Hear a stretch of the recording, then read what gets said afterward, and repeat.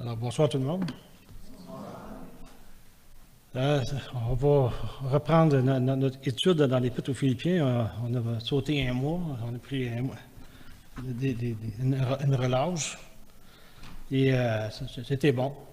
C'était bon parce que ça amène à vérifier, à se reposer, puis à méditer d'autres choses en même temps. Et juste avant d'ouvrir la parole, en fait, cette semaine, je suis allé à la conférence du LOS, puis je me suis procuré un petit commentaire sur l'Épître aux Philippiens.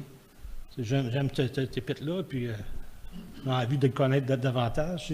J'ai découvert des choses, mais tu m'as vraiment fait réfléchir sur qu'est-ce qu'on va voir ce soir. Surtout sur le chapitre 3.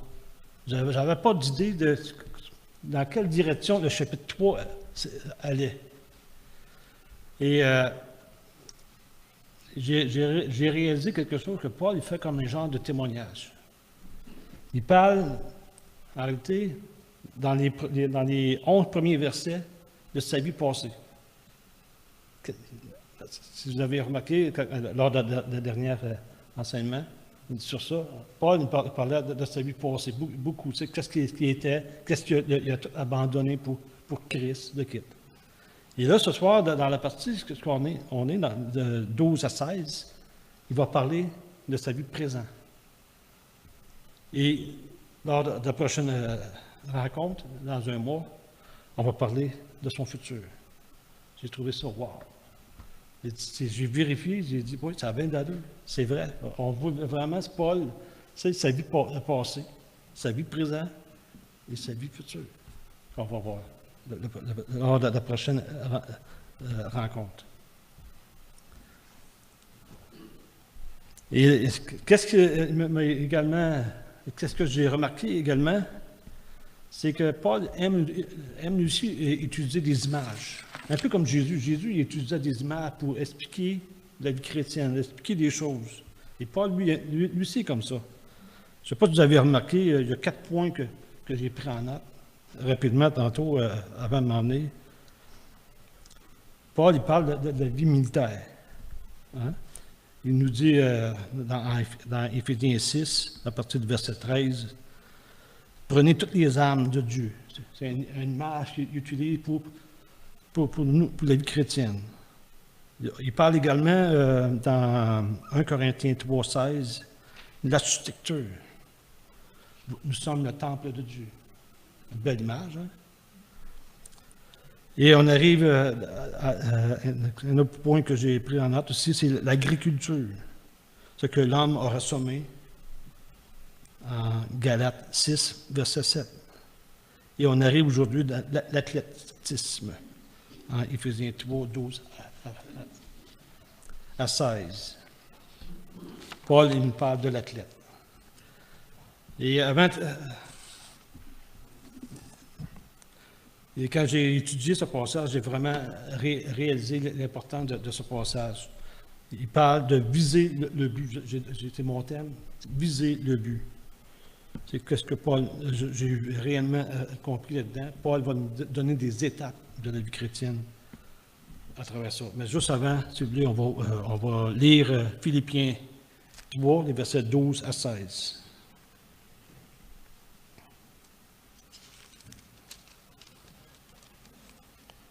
Philippiens 3, 12 à 16. Ce n'est pas que j'ai déjà remporté le prix ou que j'ai déjà atteint la perfection, mais je cours pour tâcher de m'en emparer, puisque moi aussi, Jésus-Christ s'est emparé.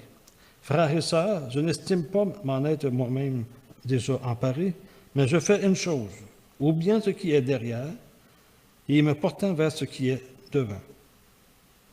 Je cours vers le but pour remporter le prix de l'appel céleste de Dieu en Jésus-Christ. Nous tous, donc, qui sommes mûrs, adoptons cette attitude, et si vous êtes tous de notre avis sur un point, Dieu vous éclairera aussi là-dessus. Seulement, là où nous en sommes, marchons dans la même direction et vivons en plein accord. Père éternel, encore une fois, Seigneur, on veut te remercier, Seigneur, du temps que tu as mis devant nous, Seigneur. Ta parole également, on te demande, Seigneur, de la bénir, Seigneur, cette parole, de nous aider à comprendre, Seigneur, ton plan à travers ça, Seigneur. Aide-nous, bénis chacun d'entre nous, Seigneur, de la notre ton plus. Amen. Alors, Paul, dans ce passage, encourage les Philippiens et nous, aujourd'hui, qui lisons ce passage, à tenir bon, à garder toujours en vue la vie éternelle qui nous a été donnée. Et pour cela, il fait justement cette comparaison de la vie chrétienne à une course, à un marathon, à un défi. Mais de quel genre de course qu'il s'agit? Et pas grand-chose que j'ai pensé, je ne sais pas. J'ai checké ici et là, puis il y en a qui me parlent que ça serait de course de char dans les temples. C'était peut-être un temps, lorsque Paul a écrit ça, c'était peut-être, il y avait peut-être des Olympiques dans ce temps-là, je ne sais pas, c'est peut-être une course de char. Jésus a utilisé des choses, des éléments présents pour expliquer quelque chose. Je me dis peut-être pas, c'est ça. Mais peu importe. Peu importe. Que ce soit une course de char, un marathon ou un défi, il y a toujours un objectif à atteindre. Tout athlète ou toute personne qui met devant lui un défi vise un but. Exemple. Celui qui s'entraîne pour les Olympiques vise la première place, non? Nous pourrions parler de ceux qui suivent des régimes. Tous ceux qui visent des régimes, tous ces gens visent un but. Le but qu'ils visent, c'est d'atteindre le poids santé. Les chrétiens aussi visent un but, celle de connaître Christ et d'être prêt et d'être trouvé en Jésus-Christ lors de son retour. Est-ce que c'est le même but que vous avez? Nous avons tous ce même but, d'être trouvé en Christ lors de son retour. Et c'est notre but. On vise tous aller dans cette direction-là, de connaître le Seigneur, et Paul aussi. L'apôtre Paul lui-même avait cet objectif. Il le cite justement dans les versets 10 et 11 de ce passage. Si vous voulez tourner avec moi dans Philippiens, justement, 3, les versets 10 et 11, juste avant. Il dit, « Ainsi je connaîtrai Christ. » C'est le désir de Paul. Il veut connaître Christ, la puissance de sa résurrection et la communion à ses souffrances. C'est en devenant conforme à lui dans sa mort, pour parvenir d'une manière ou d'une autre à la résurrection des morts. Paul veut connaître Christ dans le but de connaître, d'être présent lors de son retour, d'être trouvé en Christ.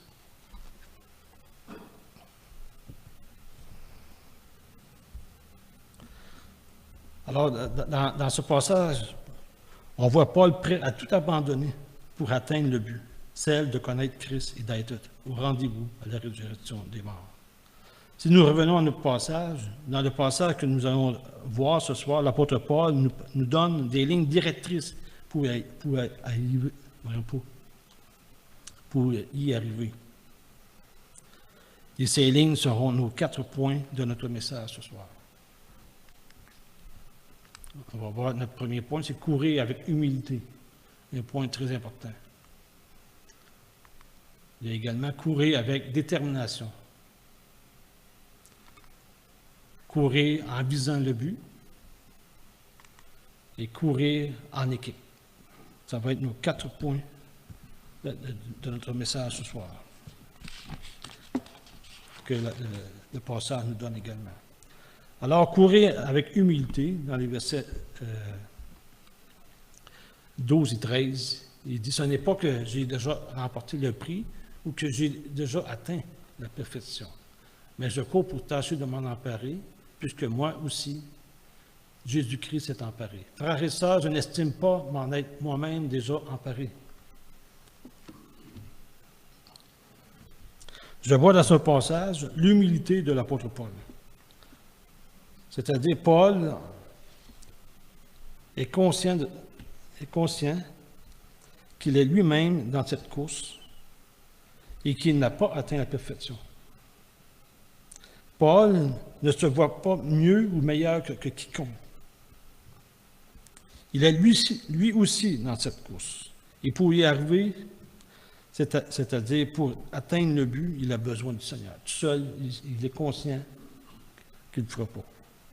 Quand il dit ce n'est pas que j'ai déjà remporté le prix ou que j'ai déjà atteint la perfection. Moi, je vois beaucoup d'humilité dans ce passage-là.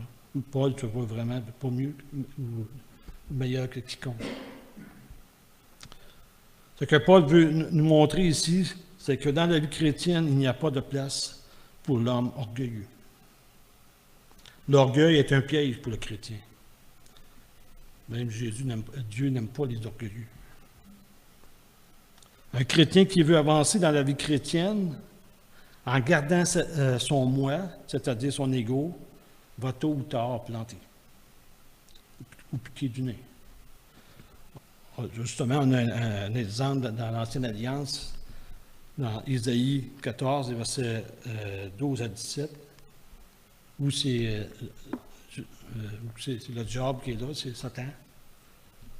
On dit de lui, comment as-tu tombé du ciel, astre brillant, fils de l'horreur? Te voilà abattu par terre, toi qui terrassais les nations.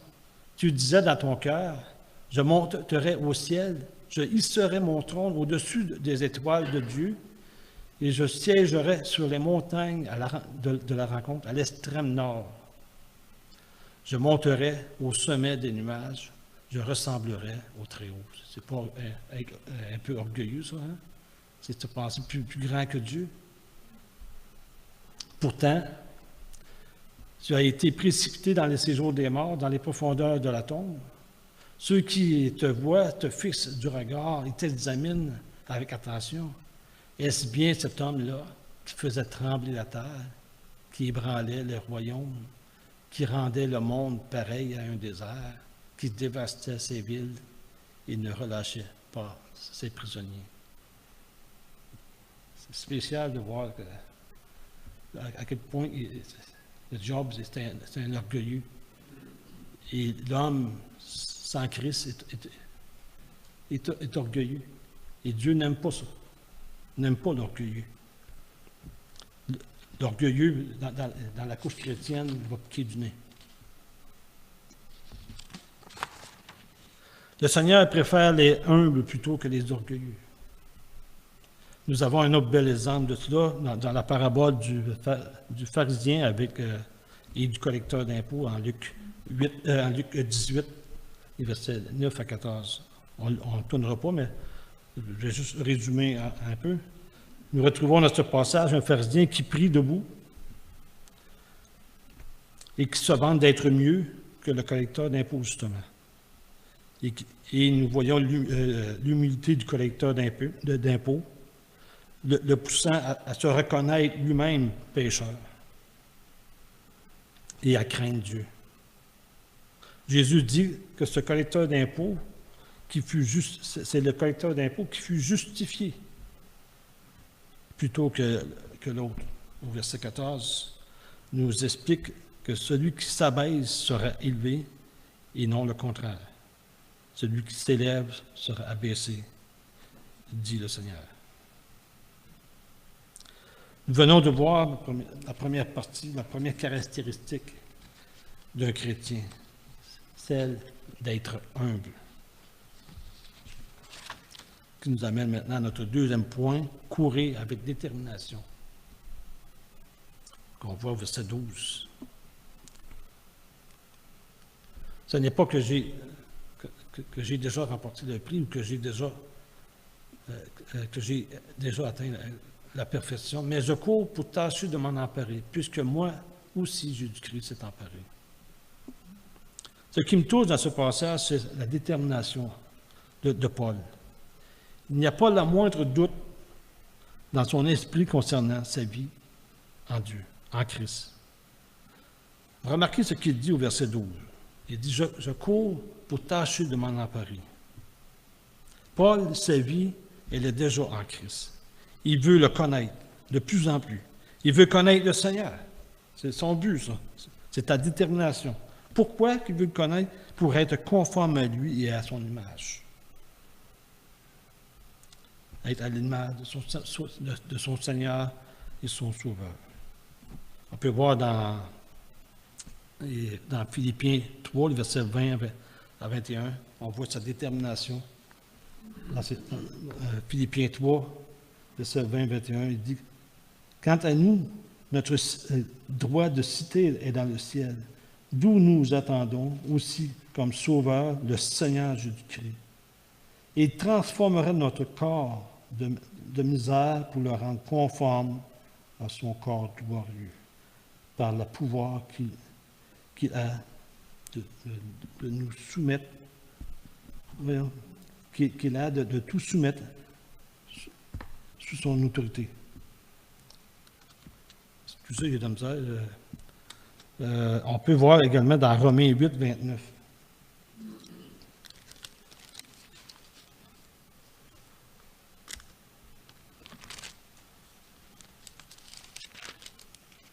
En Romains 8, 29, encore une fois, on voit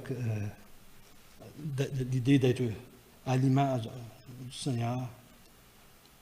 En effet, ceux qu'il a connus d'avance, il les a aussi prédestinés à devenir conformes à l'image de son Fils. Il nous a déjà prédestinés à devenir à l'image de son Fils, afin que celui qui soit le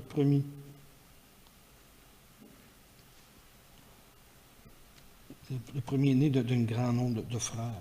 Donc, il veut qu'on soit à l'image de Christ.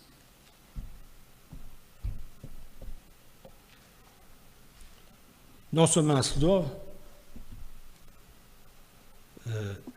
mais il veut également le connaître. Il dit qu'il veut s'en emparer. Nous pourrions dire même qu'il soupire après Dieu. On peut lire également dans le psaume 42, versets 2 et 3. On voit comme une biche qui soupire après des courants d'eau. Mon âme soupire après toi. Bien, on voit vraiment Paul qui soupire après Dieu. Il veut le connaître. Il a une soif de Dieu, une soif du Seigneur. Il veut l'obéir, il veut marcher dans ses voies. C'est ce qu'on voit de l'apôtre Paul. Paul nous démontre ici qu'il court avec un objectif, un but. Il ne court pas comme des poules sans tête. Il court avec un objectif bien précis et avec une grande détermination. Et c'est vraiment le sens de ce verbe. On peut, le verbe courir ici a pour sens de chasser, poursuivre ardemment, courir après quelque chose, faire tout votre possible pour obtenir quelque chose ou poursuivre quelqu'un. C'est vraiment ça le sens du verbe qui est ici. L'apôtre Paul court avec un objectif. Remarquez encore une fois au verset 14, il dit « Je cours vers le but pour remporter le prix de l'appel céleste de Dieu. » Il court avec un but. Il court avec détermination. Tout est centré sur ce but. Ce but est de remporter le prix de l'appel céleste de Dieu. On dit dans 1 Corinthiens 9,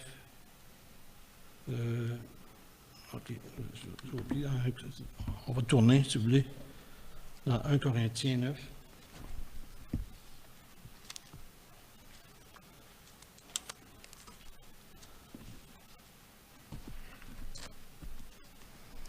Versets 24 à 27. Paul court avec un objectif. Ne savez-vous pas que les concurrents dans le stade courent tous, mais qu'un seul remporte le prix. Courez de manière à le remporter. Tous les athlètes s'imposent toutes sortes de privations et ils le font pour obtenir une couronne qui va se détruire. Mais nous, c'est pour une couronne indestructible. Moi donc, je cours, mais pas comme à l'aventure. Je bosse, non pas pour battre l'air. Au contraire, je traite durement mon corps et je le discipline de peur d'être moi-même disqualifié après avoir prêché aux autres. Donc, Paul il court ici avec une grande détermination, avec un objectif de remporter cette couronne qui lui est promise ici.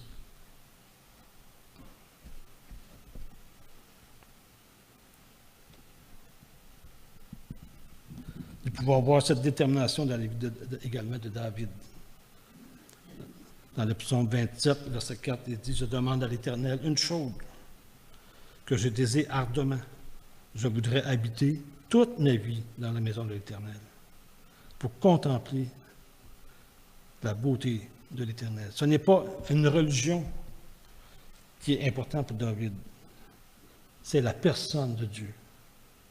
David désire ardemment habiter dans la maison de l'Éternel. Pourquoi? Pour contempler la beauté de l'Éternel. Il a une soif de Dieu. Il veut habiter avec le Seigneur. Il veut le connaître. Poursuivons avec l'exhortation de Jésus à Marie. De Jésus à Marc, en Luc 10, versets 38 à 42. Comme Jésus était en chemin avec ses disciples, il entrait dans un village et une femme du nom de Marthe l'accueillit dans sa maison. Elle avait une sœur appelée Marie qui s'assit aux pieds de Jésus et l'écoutait. Ce qu'il disait. Marthe était affairée à nombreuses tâches du service. Elle survient et dit, « Seigneur, cela ne te fait rien que ma sœur me laisse seule pour servir. Dis-lui donc de venir m'aider. » Et remarquez la réponse de Jésus. Il dit, « Marthe, ne t'inquiète. Tu t'inquiètes et tu t'agites pour rien, pour beaucoup de choses. Mais une seule est nécessaire. Marie a choisi la bonne part et ne lui sera pas enlevée. »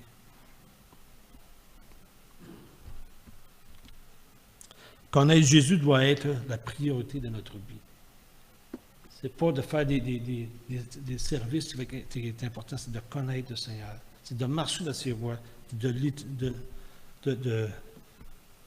d'aspirer à la connaissance du Seigneur. Alors, une question s'impose ici. Qu'est-ce qui dirige ma vie? Hein? Qu'est-ce qui dirige ma vie? Si j'ai à choisir dans ma vie une ligne directrice, que serait-elle? Pour Paul, c'était de connaître Jésus et d'être trouvé conforme à l'image du Christ. Pour Paul, rien ne devait faire obstacle à cet objectif. Rien ne devait se placer entre lui et Jésus. Vous savez comme moi, la vie est remplie plein de bonnes choses. Mais si ces choses viennent entre moi et Jésus, elles ne sont plus bonnes. Si quelque chose prend la place de Jésus dans ma vie, même si ces choses sont bonnes, exemple, mon épouse, mon travail, le sport, la télé, la musique, ainsi de suite, toutes ces choses deviennent une idole et elles nous distraient de notre but principal. Parlons maintenant du côté pratique. Qu'est-ce que je peux faire pour avoir une vie bien disciplinée?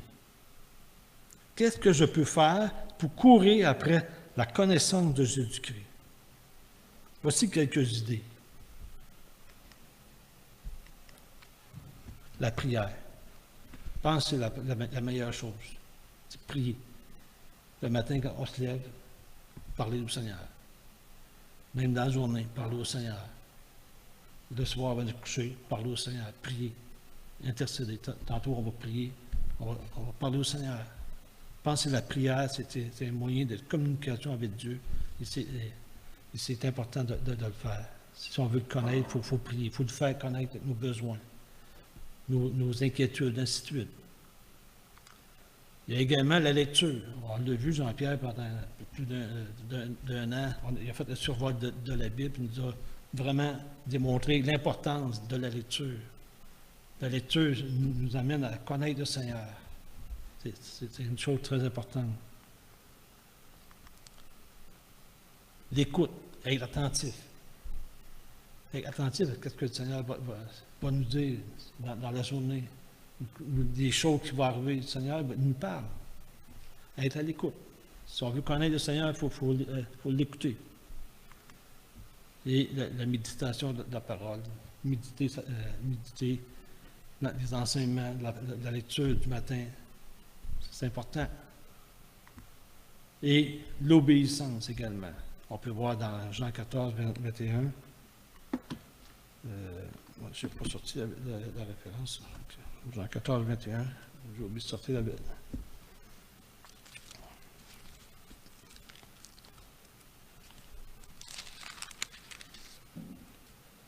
Dans Jean 14, 21, il dit que celui qui a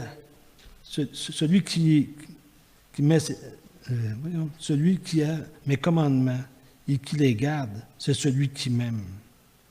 Celui qui m'aime sera aimé de mon Père. Et moi aussi, je l'aimerai. Et je me ferai connaître à lui. Celui qui obéit à ses commandements va être connu de Dieu. Donc, l'obéissance.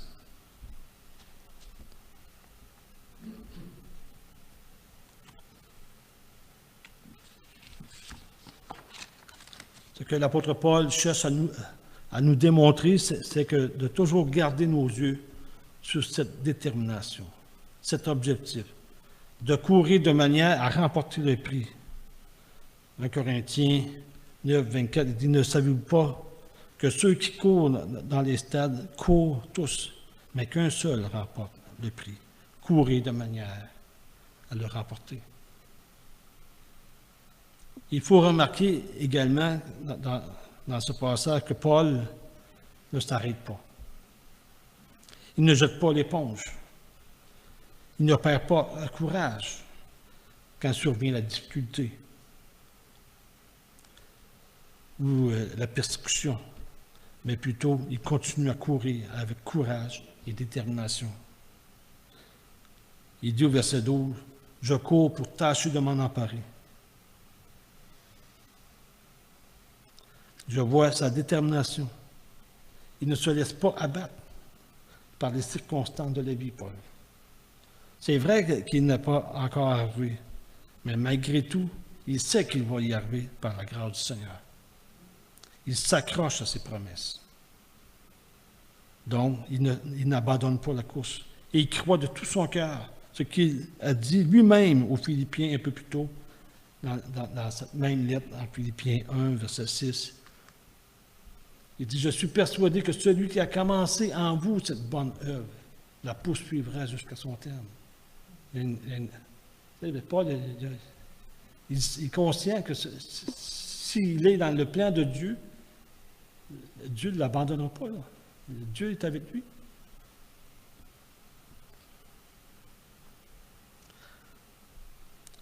Si nous voulons remporter le prix qui nous attend, nous devons courir avec détermination.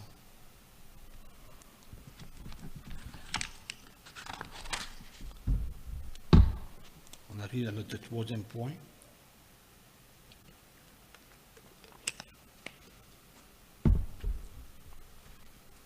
Pour être en mesure de courir vers le but, il nous faut oublier ce qui est en arrière. En Philippiens 3, verset 13, il dit, « Frères et sœurs, je n'estime pas m'en être moi-même déjà emparé, mais je fais une chose, ou bien ce qui est derrière, en me portant vers ce qui est devant. » Quand je dis en visant le but, c'est parce que c'est toujours regarder en avant. Qu'est-ce qui est en arrière? On l'oublie. Notre ancienne vie, on l'oublie. On fixe nos regards en avant. Je pense même que c'est juste. Je pense même que tous les sportifs le savent, que s'ils veulent gagner la course, ils ne doivent pas courir en regardant en arrière, qu'il faut plutôt regarder devant. Sinon, ils vont planter. Quand Paul dit qu'il oublie ce qui est derrière, il se réfère justement à ce qu'il disait dans les versets plus tôt, dans les versets 4 à 8, où il parle de son ancienne vie. Dans ces versets, Paul parle de sa vie passée, où il mettait sa confiance en lui-même, dans les choses de ce monde, plutôt qu'en Christ. Mais quand il dit « je fais une chose » ou bien ce qui est derrière, en me portant vers ce qui est devant, maintenant, c'est ça qu'il fait. Il dit « j'oublie ça. Mon ancienne vie, je n'en veux plus. » Il veut dire qu'il ne met plus sa confiance dans sa personne, dans sa position ou encore dans ses réussites. Il place sa confiance en Jésus. Paul considère toutes ces choses du passé comme des ordures même, en comparaison à ce qu'il a gagné, Jésus. Ce qu'il a trouvé, Jésus-Christ.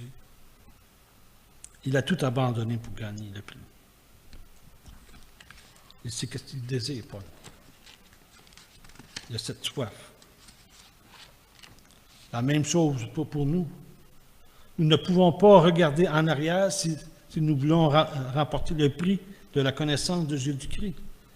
La religion, il faut l'abandonner.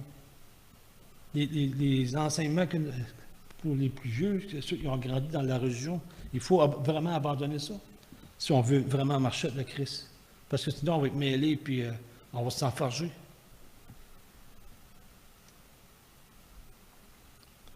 Donc, il faut tout abandonner. Paul, lui, a tout abandonné, tout ce qu'il a reçu, ses enseignements, tout, Paul a tout laissé ça pour Christ.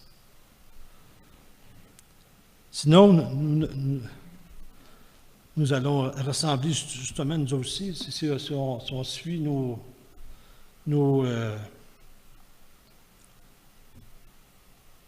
si on suit notre ancienne vie, si on regarde en arrière, mais on va être comme les Israélites, qui, eux aussi, se sont plaints à un moment donné, quand ils ont sorti d'Égypte. N'ont pas cessé de se plaindre.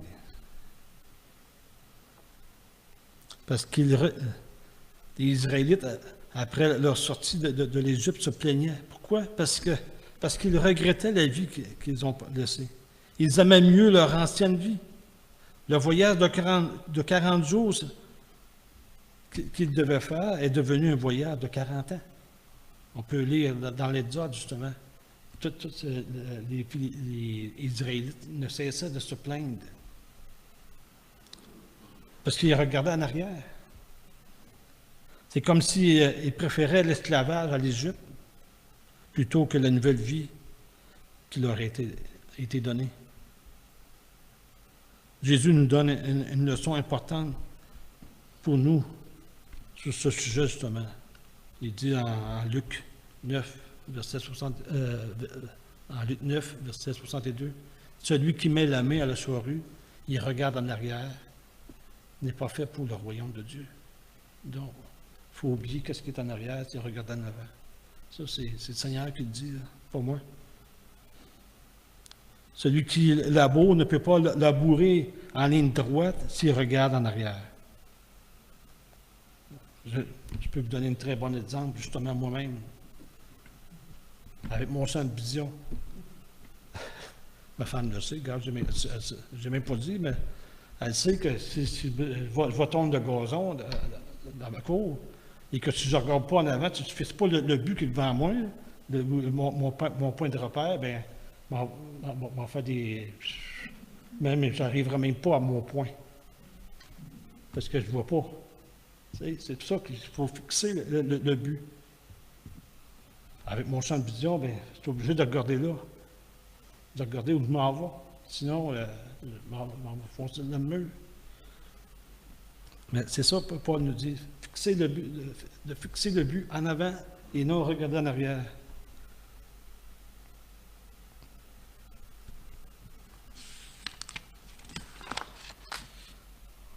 Malheureusement, il y a des chrétiens qui, eux, sont bloqués dans leur vie en Christ parce qu'ils regardent trop en arrière.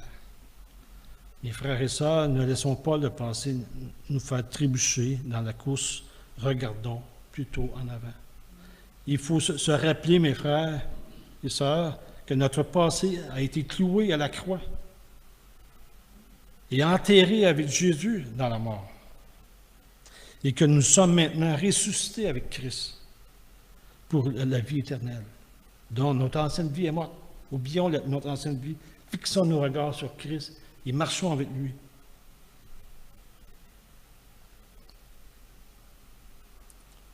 On peut lire dans Hébreux 12, verset 1 et 2, il dit « Nous donc, ainsi, puisque nous sommes entourés d'une si grande nuée de témoins, rejetons tout fardeau et le péché qui nous enveloppe si facilement et courons avec persévérance l'épreuve qui nous est proposée. Faisons-le en gardant les regards sur Jésus et qui fait naître la foi et l'amène à la perfection. » Amen.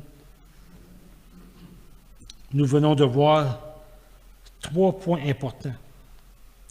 Les 3 premières lignes directrices pour croître dans la connaissance de notre Seigneur Jésus. Mais il y a une 4e, celle de courir ensemble.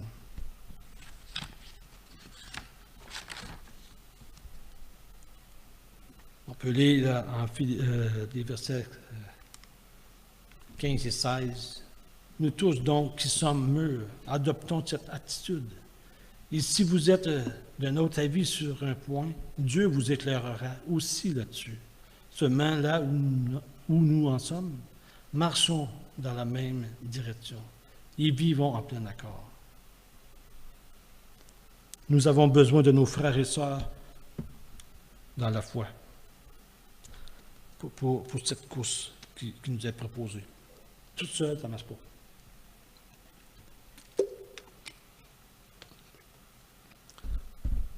C'est pourquoi Paul encourage les Philippiens à adopter une bonne attitude, de marcher tous dans la même direction. On l'a vu même dans ce livre aux Philippiens. Paul encourage, dans le chapitre 1, vers la fin, il encourage les Philippiens à marcher ensemble, à avancer ensemble. Et c'est important, la marche ensemble. On doit marcher ensemble. Et de vivre en plein accord. Il dit au verset 15 que même si nous avons des idées différentes sur ce point, en ce qui concerne le but de connaître Christ et d'être trouvés en lui, nous devons tous de même vivre en accord. C'est en équipe que nous allons plus facilement gagner la course. Il y a un dicton qui dit que à 2, c'est mieux. À 3, c'est encore mieux. C'est à 4, c'est beaucoup plus mieux. Alors, veillons les uns les autres. Encourageons-nous dans cette course et avançons ensemble. De plus, la parole nous encourage à veiller les uns sur les autres. On peut lire également dans Hébreux 10, verset 24. Et Vincent, il dit, veillons les uns sur les autres pour nous insister à l'amour et à de belles œuvres. N'abandonnons pas notre assemblée, comme certains en ont l'habitude. Mais encourageons-nous mutuellement, faisons-le d'autant plus que vous voyez s'approcher le jour. C'est important de nous soutenir, de nous supporter. Quand on voit un frère ou une sœur qui est dans des difficultés ou peu importe, mais aidons-le à passer à travers cette difficulté pour que tous ensemble nous puissions être au rendez-vous. C'est notre devoir. Nous avons besoin de chacun d'entre nous pour gagner cette course. C'est ce que Paul nous encourage à faire dans ce passage. En conclusion, j'aimerais que nous regardions une vidéo qui résume très bien l'ensemble du message que nous venons de voir.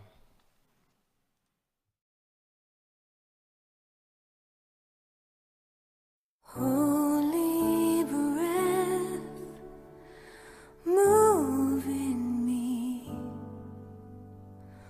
warm my soul and fill my need. I've grown so cold from bitter rain, and I need to feel the fire again. Hold me close in love's sure grasp. Don't let me go, I'm falling fast. Make from my embers a mighty flame, 'cause I need to feel the fire again. Like the heart of a child burning high, it once was mine. With the faith of a baby, wrap me safely in his name.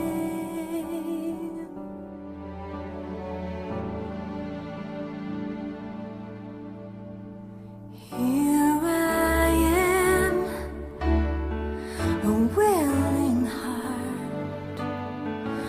Make a fire from this tiny spark.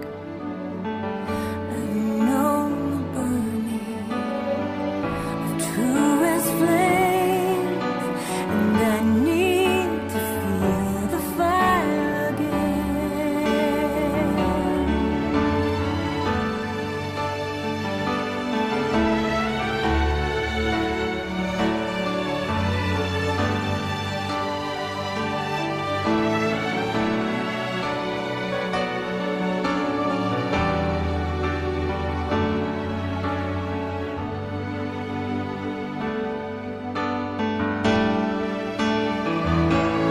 Like the heart of a child burning high, it once was mine. With the faith of a baby, wrap me safely in his name.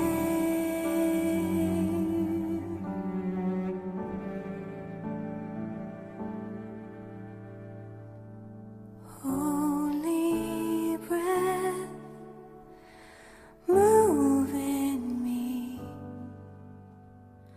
warm my soul and hear my plea. I've grown so cold from bitter rain, and I need to feel the fire. I need to feel the fire. I need to feel the fire again.